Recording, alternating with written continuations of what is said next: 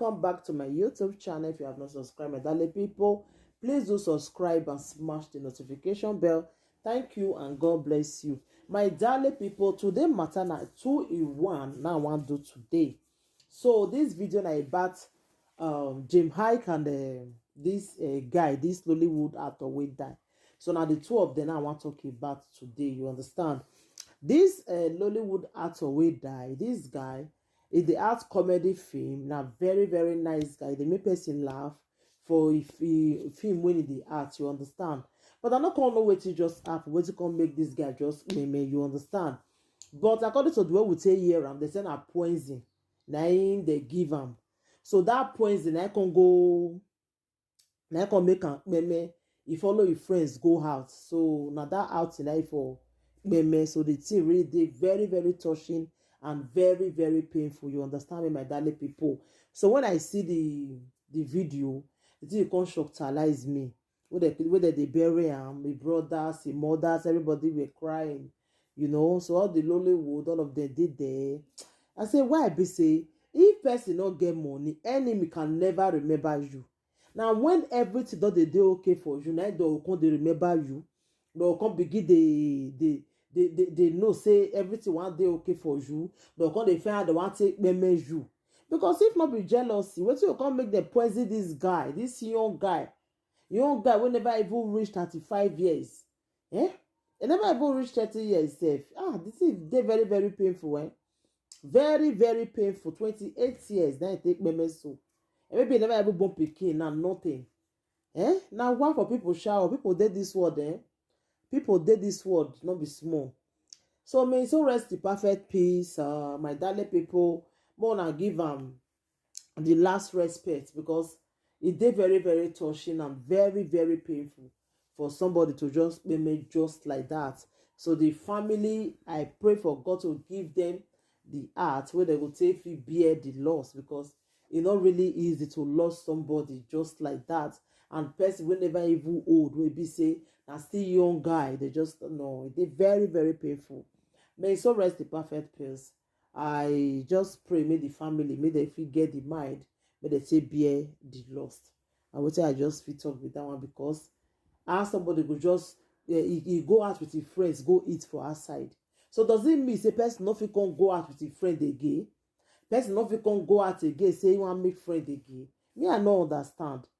Person you make friend go see another thing again, God. Very painful. Very touching. Very painful, like seriously.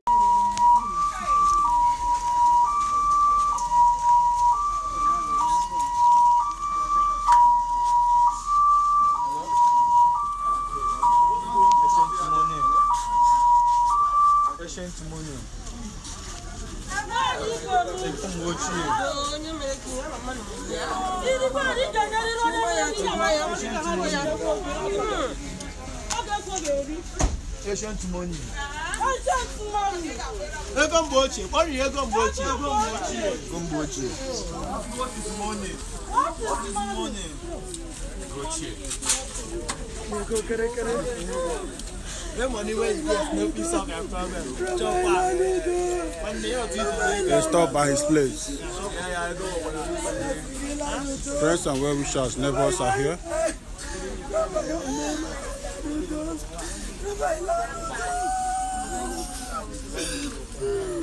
What name the number?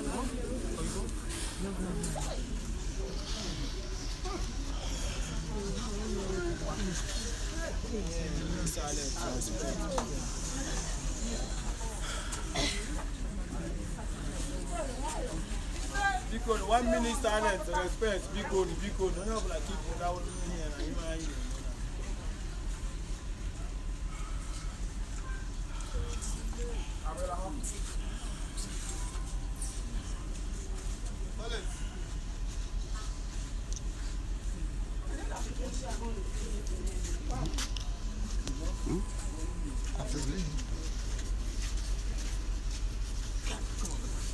Rabbi. Chef money. Go be better here. I just don't be na batai.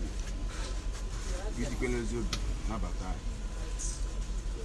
can be back there. You want to go out with you. I have given you. That's it. You got it. That's how you went. Bye bye. Yeah, I'm coming to the night. I'm maybe to do. I see I'm going to do it. Event for event. So, you have no dinner. Event are there. You have me around with the event. Bye bye. I see you live.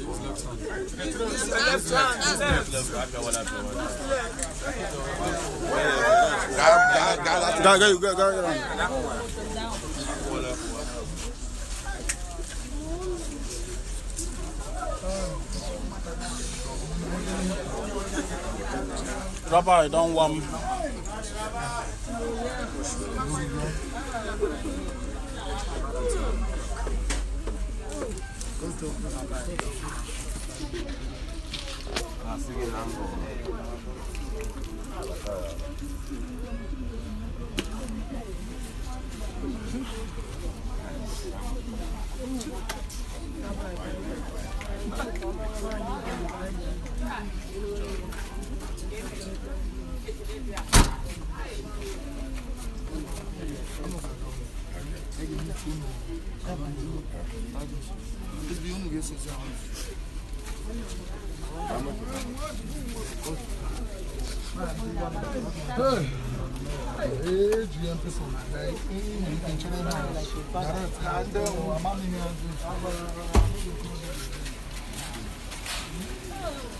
One not watching 8 years, going out.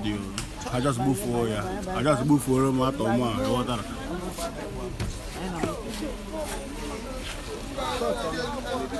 When you get go, we just observe a minute silence for Stanley Okoro Rabbi.